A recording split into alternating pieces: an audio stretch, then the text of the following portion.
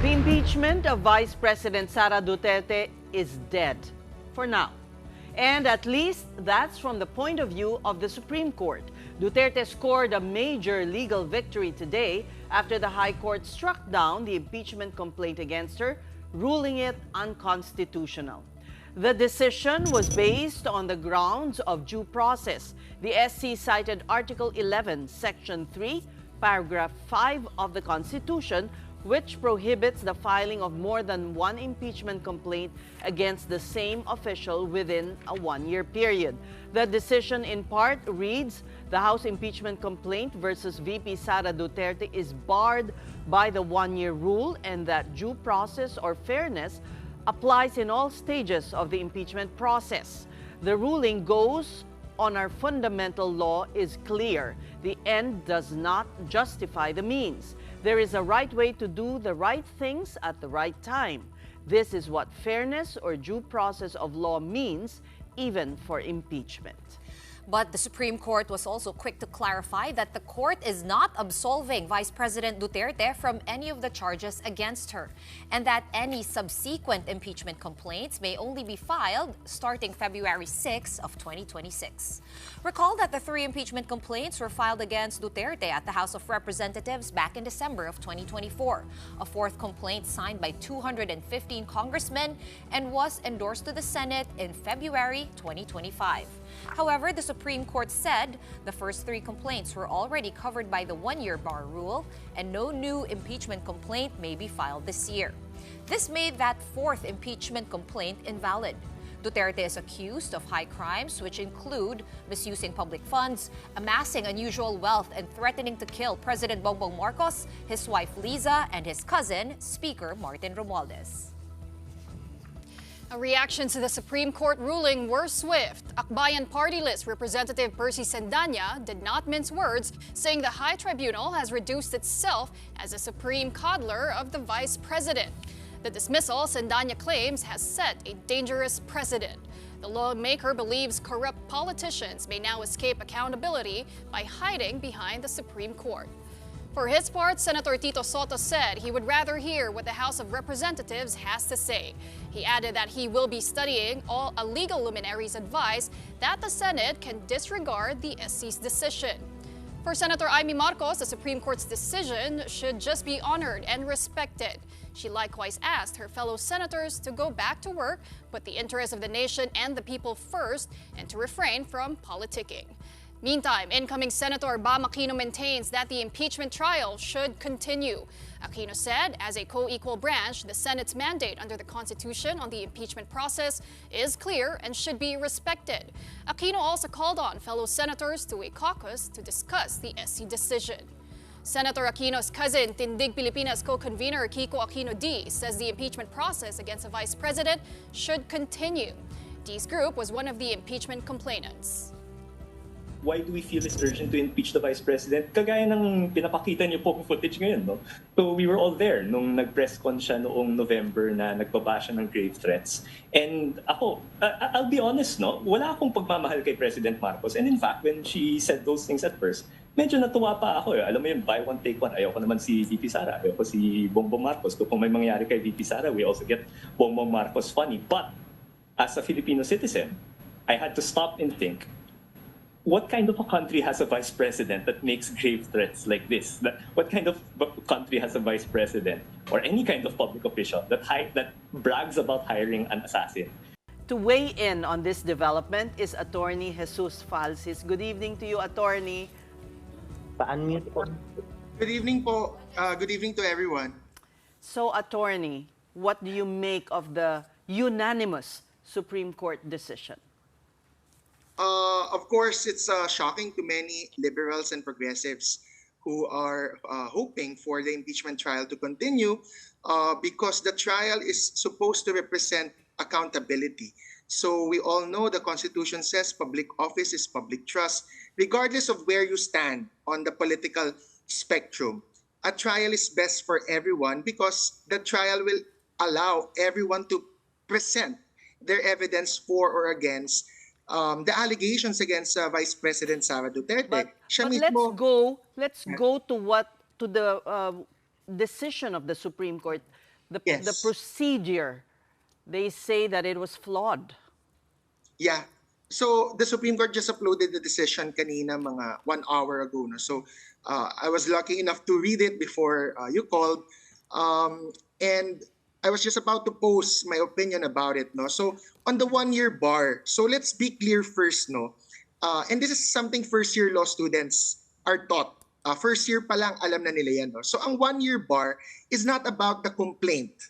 Baka akala ng mga tao, the first impeachment complaint filed will trigger the 1-year ban. Hindi. It is an impeachment proceeding. The Constitution says there's a 1-year ban on impeachment proceedings. Meaning it is not about the complaint per se. So let's go to the complaint yung issue. No? So meron tayong 4 complaints.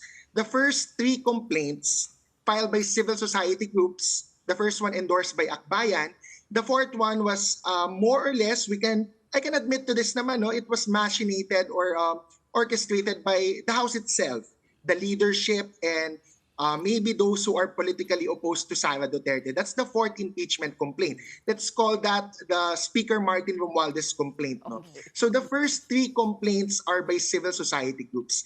The very first one was filed before the House on December 2, 2025. That was endorsed by Akbayan and filed by the civil society groups. Bakit natin tinitingnan yung December 2? Hindi yan yung date na nagtitrigger ng 1-year ban pa. Because the Supreme Court says and the Constitution has said na the complaint must be filed and referred. So dalawa ang kailangang mangyari before the initiation of the proceedings is triggered and the 1-year ban applies. So the Supreme Court decision, luckily I read it before you called, no? Justice Leonen is the ponente, he's the writer of the main decision. And nasa decision niya mismo, no, page 64. Page 64 of the decision, he says that the House of Representatives actually complied with the 10-day session rule. So ano ba yung 10-day session rule, no? From the moment of filing of the complaint by Akbayan and the civil society groups or the people behind it, that complaint must be referred to that must be included in the order of business of the House of Representatives within 10 session days. Ngayon, let's clarify, ang 10 session days is not calendar days. Calendar days is parang tayo sa bangko, sa work, next day, tomorrow, that's 1 calendar day. Ang session day can actually last for 3 to 5 days per session. No? It depends on the rules of the House and the calendar of session days of the House. So nag-present ang House in its reply. Nung nag-file ng answer ang House of Representatives to the petition to dismiss because of 1-year ban rule, no? Ang House nagbigay ng evidence na it did comply with the 10 session days. So when was the first 3 impeachment complaints referred to or included in the order of business? From December 2, of course mukhang malayo, no? Kasi nga again calendar days ang tinitingnan. But it was included in the order of business February 5. February 5, 2025, that was the 10th session day. And page 64, the decision of the Supreme Court written by Justice Leonen admits na the first impeachment complaint up until the 3rd, no? Wag muna natin pag-usapan yung 4th, was indeed included in the order of business on February 5. Now, what else happened on February 5? February 5 was also the same day that the 4th, yung pang-apat, the Speaker Martin Romualdez complaint was filed and signed and endorsed by 1/3 members of the House. Ang weird and ang concern ko sa Supreme Court decision, even most academics who would read it, no, kahit first-year law students, merong logical jump or there is a weird and forced conclusion in page 64 and page 68 and other pages relating to this issue, no, na when the first impeachment complaint up until the 3rd was included in the order of business on February 5 and it was not acted upon, nung nag-adjourn na daw yung session, kasi we should remember February 5 is the last day of adjournment, nag-election na, nangangampanya na yung mga congressman, no? When it was not acted upon daw nung February 5, the first 3, it was an effective dismissal. Meaning, by consideration, by conclusion ng Supreme Court, walang any other factual basis or invocation of the rules. It was just the Supreme Court that said effectively, when it was not acted upon, the first three were dismissed, thus triggering the one-year ban rule. That's the logic and that's the decision for the Supreme Court, no, and those who support the triggering of the one-year ban. But I have to give my caveat there agad, because the same day, there was a fourth impeachment complaint. The Supreme Court, specifically the ponente, no, Justice Leonen, should have taken into account na why would they put malice or why would they think that the House acted negligently or willfully did not act on the first three impeachment complaints just for the purpose of, let's say, avoiding the one-year ban, when there was a fourth impeachment complaint that was endorsed and signed by one-third members of the House. And this is a different species, different creature, no, from a normal complaint filed by citizens endorsed by, let's say, one or two congressmen.